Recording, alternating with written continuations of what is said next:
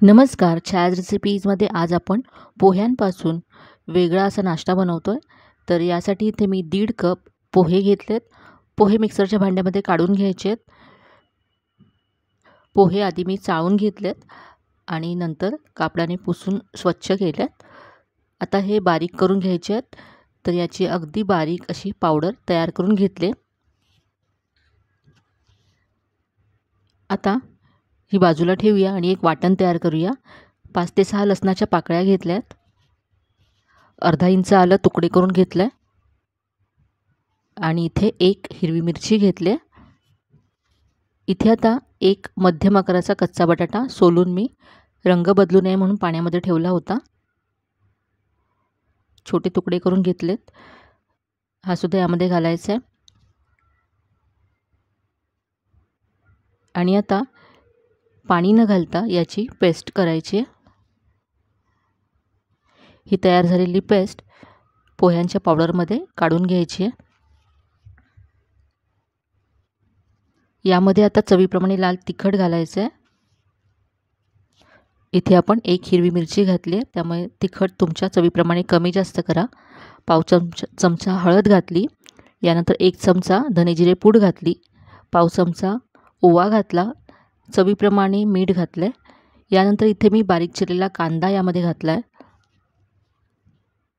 किसलेलं गाजर घातलं आहे. गाजर ऑप्शनल आहे, फक्त कांदा घालूनसुद्धा तुम्ही रेसिपी बनवू शकता. यानंतर भरपूर बारीक चिरलेली कोथिंबीर घातली आहे.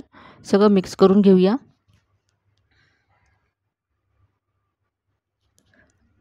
आपण जी बटाटा, आलं, लसूण, हिरवी मिरचीची पेस्ट केली त्यामध्येच आधी ही पोह्यांची पावडर अशी मिक्स करून घ्यायची व्यवस्थित.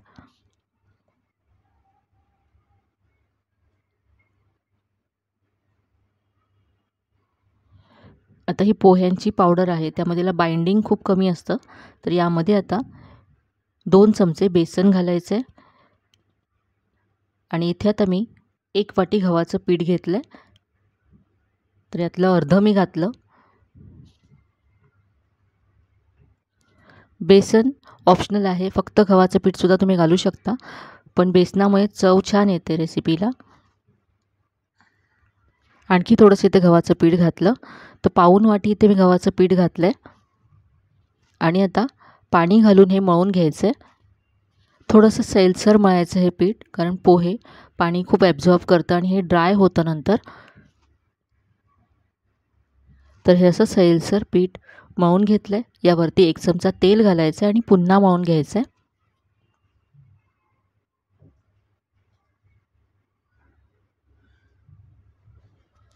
आता या पिठाचा आपण पराठा तयार करूया. तर इथे मी एक गोळा घेतला आहे.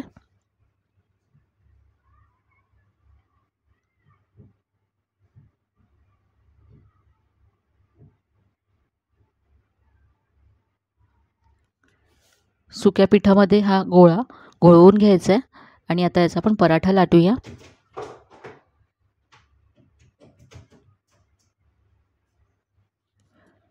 चपातीपेक्षा थोडासा जाडसर असा हा पराठा लाटून घ्यायचा आहे. पोह्यांचा पराठा आहे त्यामुळे याच्या कडा अशा तुटल्यासारख्या होतात, म्हणून आपण नंतर हा एखाद्या प्लेटने किंवा झाकणाने कट करून घेणार आहोत. तर इथे पराठा मी आधी लाटून घेतला. आता इथे मी एक प्लेट घेतली. याने आपण पराठा कट करूया, म्हणजे एकसारखे सगळे आपले पराठे तयार होतील. तुम्ही याच पिठापासून थालीपीठसुद्धा बनवू शकता. थालीपीठ बनवायचं असेल तर पीठ हे थोडंसं आणखी सैल करावं लागेल.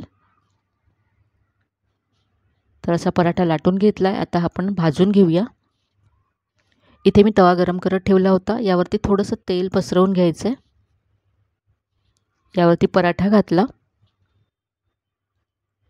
एका बाजूने भाजल्यानंतर उलटून घेऊया.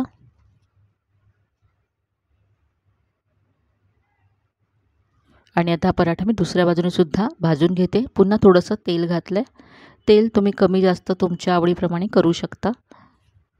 दोन्ही बाजूने हा पराठा आता खरपूस असा भाजून घ्यायचा आहे.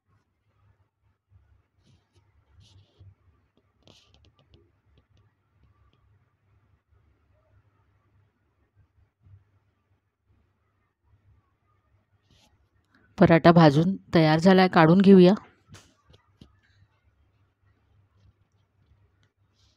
हा पराठा इथे मी लोणचं आणि टोमॅटो केचप बरोबर सर्व केला आहे. दह्याबरोबर तुम्ही सर्व करू शकता किंवा असाच सुद्धा हा पराठा खूप छान लागतो.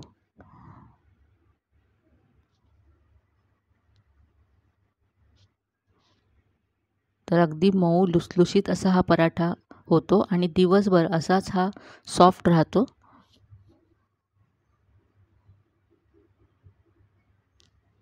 मुलांच्या टिफिनसाठी किंवा नाश्त्यासाठी सुद्धा तुम्ही हा बनवू शकता.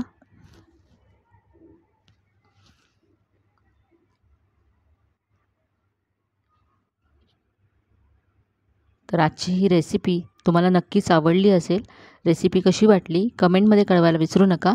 रेसिपी आवडली असेल तर व्हिडिओला लाईक करा, शेअर करा. चॅनलला अजून सबस्क्राईब केलं नसेल तर नक्की सबस्क्राईब करा. चला तर मग पुन्हा भेटूया अशा छान छान आणि नवीन नवीन रेसिपीसह. तोपर्यंत धन्यवाद.